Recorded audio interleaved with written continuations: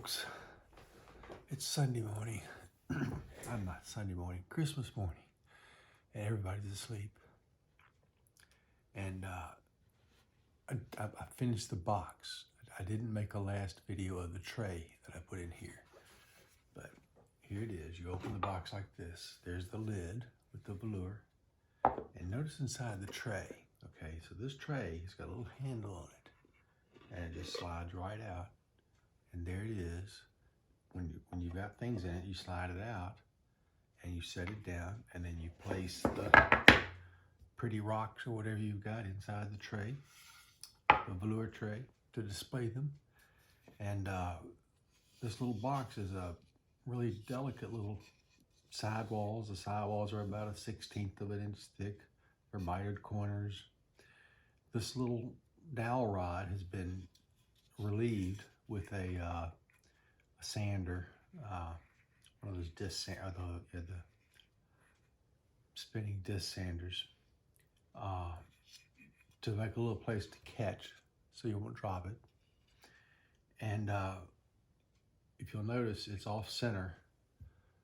Folks, I have a design for that, but it wasn't supposed to be like that. It was supposed to be on that dot in the center, and I mistook another pencil mark for the wrong dot when I had my drill press on it. I wasn't paying attention or something.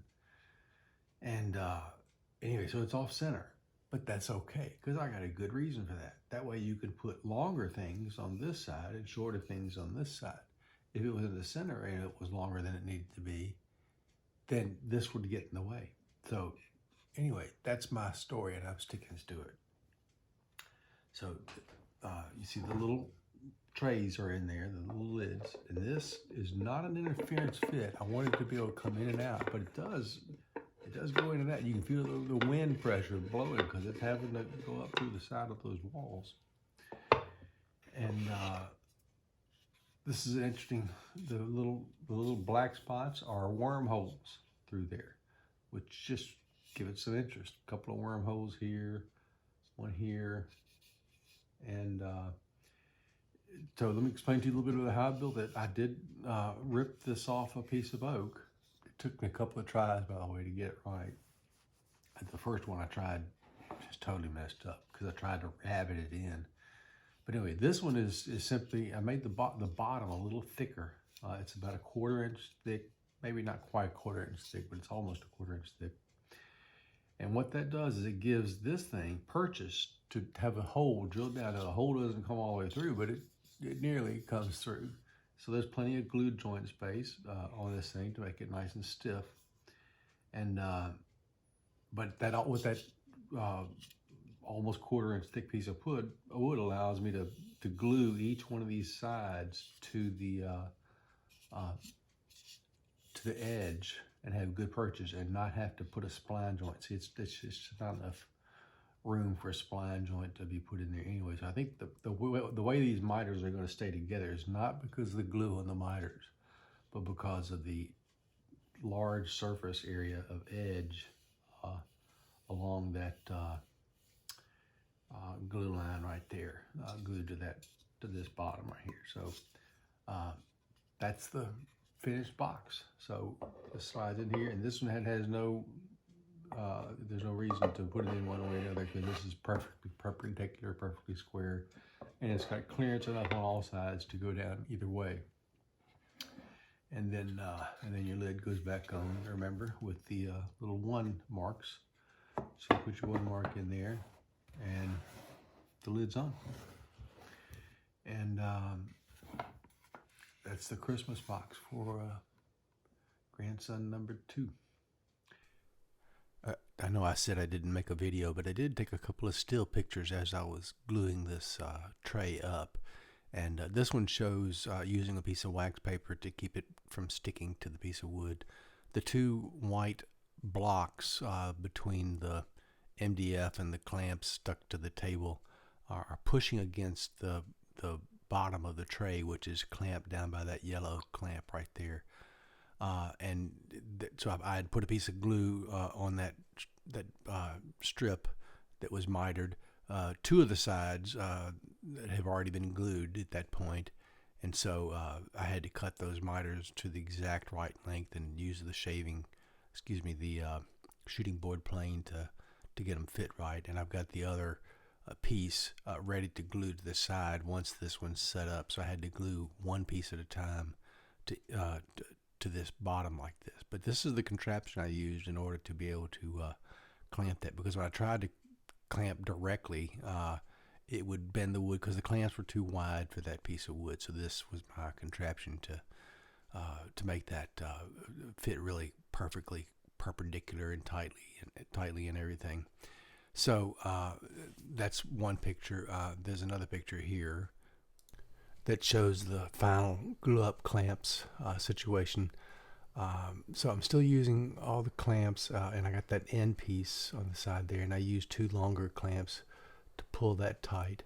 And those long clamps didn't seem to push over, and I did use a little small clamp to make sure those ends were tightly against each other, that last final piece going in there. But anyway, that's the glue up process, and that's all I've got on building of the tray. I did make one for grandson number 1. I think I told you about that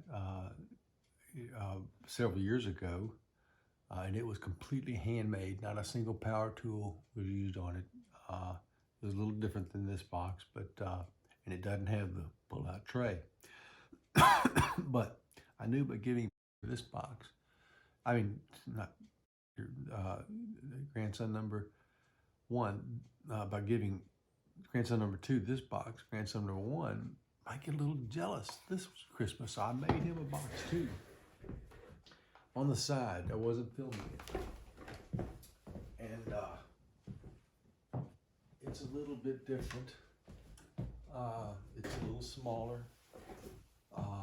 It still has the markings. It's still a good interference fit, and it doesn't have the ledges. I may put a tray in this one.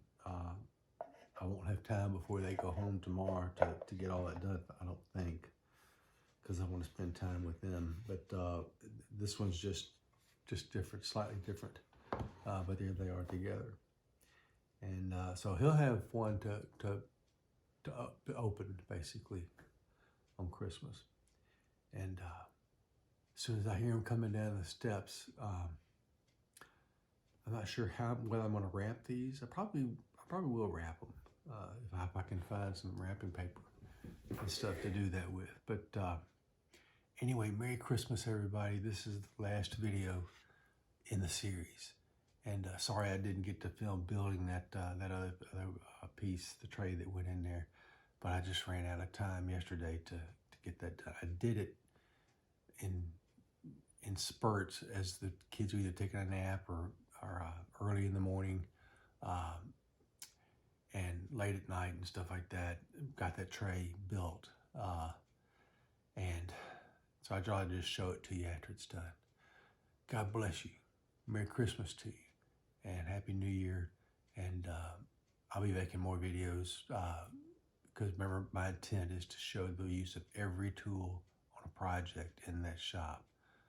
Archived footage in the YouTube series for my grandsons to be able to, and granddaughter for that matter, be able to use those tools. Whoever ends up becoming interested in woodworking, I hope one of them does. And because it is a rewarding hobby, and could be a rewarding career too, for that matter. But we'll see how that goes. And be sure to click subscribe and like, and click the bell to be notified of new videos, and comment. And I'll respond to comments and things like that. And then share it with your friends. Thank you.